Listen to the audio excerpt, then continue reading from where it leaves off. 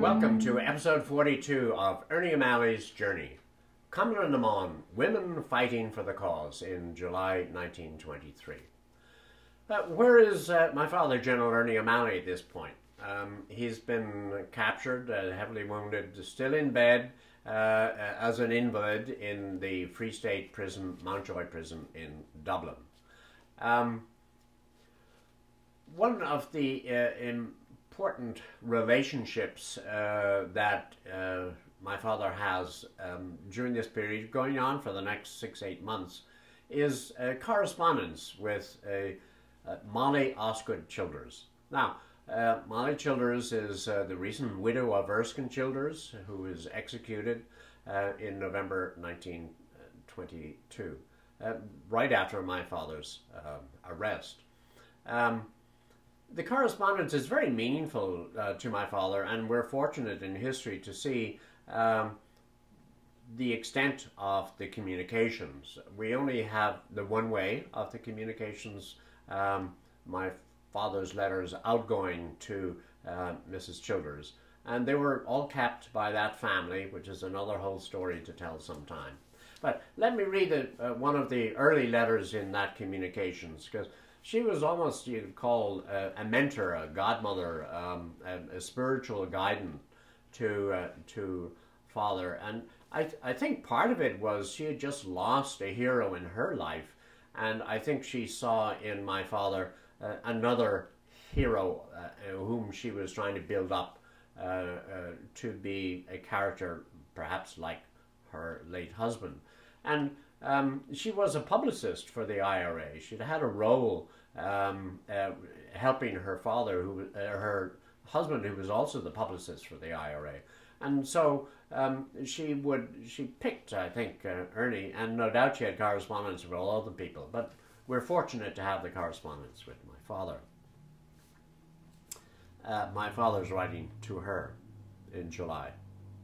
I received your letter of June 26, all right. I have not yet finished Charles, and am eager to begin American War of Independence. I started Greek 5 weeks ago and Spanish last week. Will you please give me some advice? I like Greek. Spanish is comparatively easy. I have a pretty decent library now. I've mapped out a course in English literature and am endeavoring to follow it. I cannot read any modern novels much. Too much waste of time. Recently I read Brahma's Wallet of Kai Ling and Kai Ling's Golden Hours. Both good. Austin Stack, who is also an interest in books, gave me Lafcadio Hearn's Glimpses of Unfamiliar Japan and Tagore's Ginjali and Fruit Gathering. The latter two are very beautiful, and we read them nearly every day. There is very little to write about. I have a good many friends here, and we are endeavoring to make the best of our time. It is a pity I cannot see your garden, as I love flowers. One of our artists painted a rather good garden scene on my wall, but it was damaged during the whitewashing operations last week. I hope Erskine Og is in good health.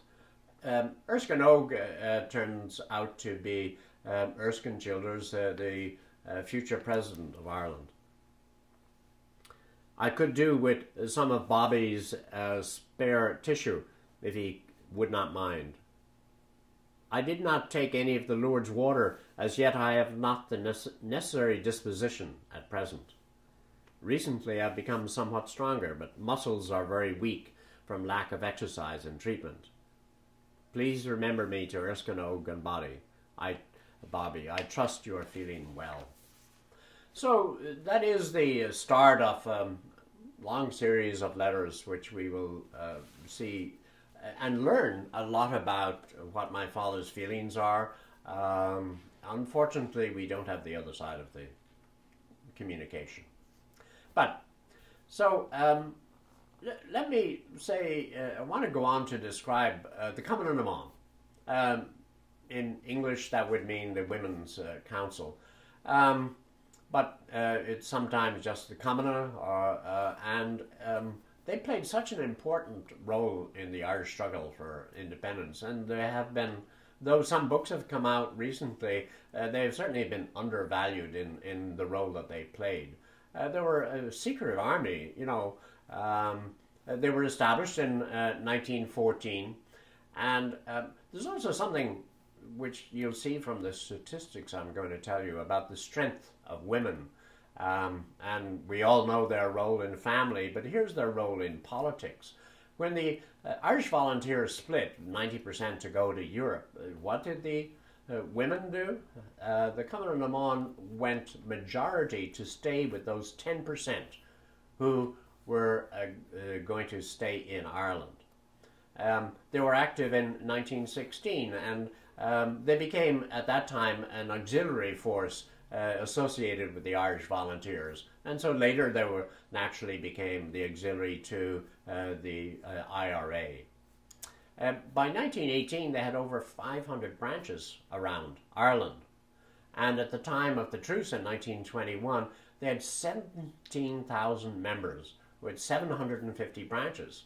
Now, they were organized somewhat along the same line as the geography of, let's say, the IRA. The companies or the battalions of IRA would have their own Cumann branch affiliated with them or associated. Independent line of communications and leadership, but there were, and when you think about it, you know, when the women in a community are excited about something, the men are excited. So it's quite obvious as to why there was an overlap in the geography. Now, going to the strength of the Cumann and their strong feeling for the Republic, in 1922, right after the treaty debates, there was an issue as to how the IRA would hold their convention. And you know, there was a split at that time, and they wanted to be quite sensitive to how that should be handled. The Cumann went right ahead and held their convention. Now, at that time, as the IRA was dividing, so too was Cumann.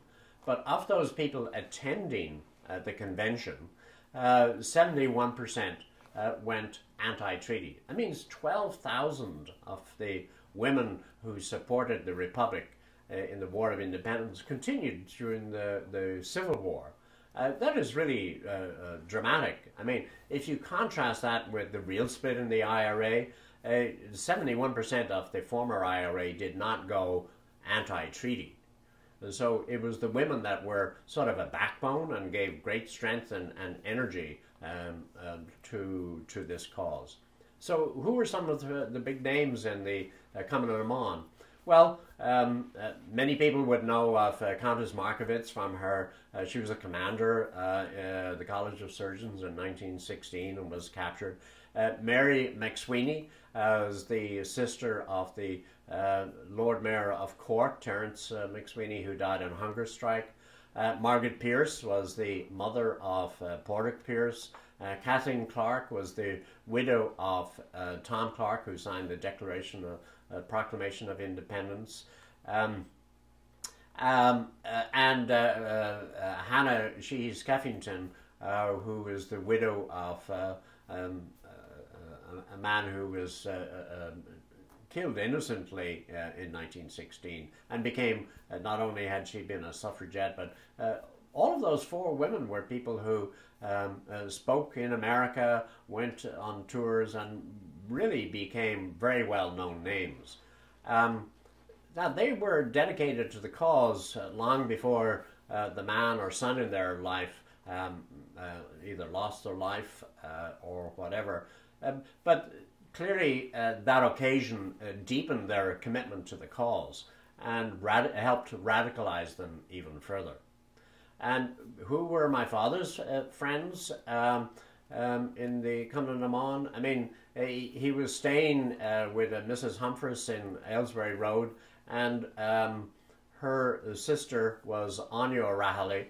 So they were both sisters to the O'Rahilly, who was who died in 1916, and their daughter Sheila Humphreys, who was a devoted Cumann Amon personality. Maura Comerford, a longtime friend of my father's. Eileen McGrain, in whose apartment he hid his papers, and they were captured while he was in prison. Madge Clifford was his personal assistant, who would come every day to help him in Aylesbury Road. Kay Brady from Belfast, who was dedicated a person who helped him on many occasions. And Eileen McGilligan, in whose house he was entertained many times. So this was a camaraderie of friendships, and I'm sure, I mean, they were all fighting for a cause. I don't know as he selected people only who fought for a cause, but he had strong friendships with all of these women. What was their function? Well, they had many functions. Principally, we know of them as working in the intelligence. During the War of Independence, the British took it fairly easy on women in the sense of arresting and doing other things. They were perhaps more civil to the women, and so they could get away with much more. So the Cumann Amon worked as dispatch riders. They worked in post offices where they could listen on the telephone or read the communications, certainly everything that came in by telegram, and that information will be brought back to the intelligence centers. They were trained in arms, and they wore arms. They had a uniform. They would wear the uniform at parades and at funerals and at saying prayers on particular occasions. So they helped in the administration of office and technical work, and some of them worked in sort of the medical areas as nurses' aides, etc. So they had a broad spectrum of activity. And as I said before, I really believe that they were a hidden force, the glue which helped the men achieve what they were after. And they have been undervalued, and hopefully the role of women will be better recognized in the future. Now, another subject I wanted to talk about was, so what's happening in Ireland? What's the structure of Ireland? How is British controlling Ireland? I mean, Britain is an empire, and Dublin is just a colony. And remember, the 6 counties has been carved off, so there's 26 counties, which now, after the treaty and the establishment of a new constitution, is the Irish Free State. There was a boundary commission which was going to be set up, which would help negotiate between areas in the north, small areas, who could sort of vote to come to join the 26 counties. The bottom line is that none of that ever occurred. Discussions were held, but it wrapped up a couple of years later without accomplishing anything. Another factor is, and this is the way the British controlled their empire, is by appointing a Governor-General. Now, a Governor-General was to represent the British government in the country, in the colony. The tradition had become, which is that the colony would nominate somebody who is from their own, who, providing the British approved of them, knew that he would be accepted by the local community, as opposed to appointing a general in charge as a colonial master. Now, in this case, they chose, the first Governor-General was Tim Healy. Tim Healy had been a member of the Irish Parliamentary Party. He was supporting of Home Rule, and he was quite satisfied with the treaty in terms of representing more than the Home Rule had achieved. I should also add that when you think about the government in Northern Ireland, just by contrast with the South, the government in Northern Ireland was merely a home, not even a home rule. And what the Irish got in the treaty was, almost an independent country. Not an independent country, but almost. The British still controlled the ports of Ireland, and they had military bases that could be used in terms in case of war, and that was provided for in the treaty. Another important hook that the British had in ruling their empire was the use of law. Law courts, law cases, in all cases could be appealed to the Privy Council in London. Well, what did that mean? Well, what the emperor, the empire, was trying to do was get uniformity within the legal system, so that an appeal which came from Canada, which was applicable to a similar situation in Ireland, be it on a cause of murder, or it wasn't a political issue, it was how law should be controlled. And one of the ways the empire did was controlling the Privy Council. So appeals could be made from Ireland to the Privy Council in London, in the House of Lords, and decisions would be made there on Irish legal matters, as well as the other colonial areas. The Irish Free State also were, pursuant to the treaty, forced to collect the annuities and pay them over to England. They paid the pensions of the RIC, and that was imposed on the treaty. I don't want to say any descriptive negative descriptions of where we were in the Free State, but one of the positive things was that they had their own financial system and they had their own foreign policy. And as a result of that, Ireland, the Irish Free State, was able to join the League of Nations in Europe. And that was a big step forward for them to be visible, and they had a rotating turn in which their man could be the president of the League of Nations.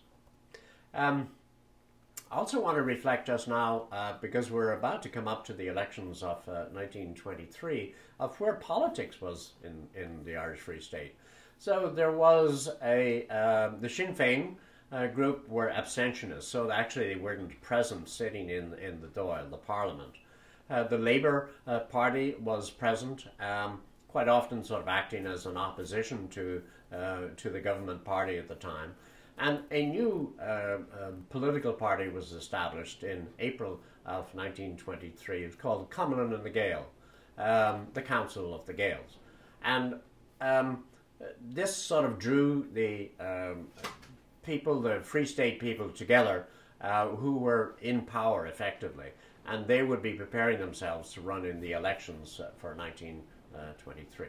So join us next time for Ernie Wynn's seat in parliamentary elections, August 1923.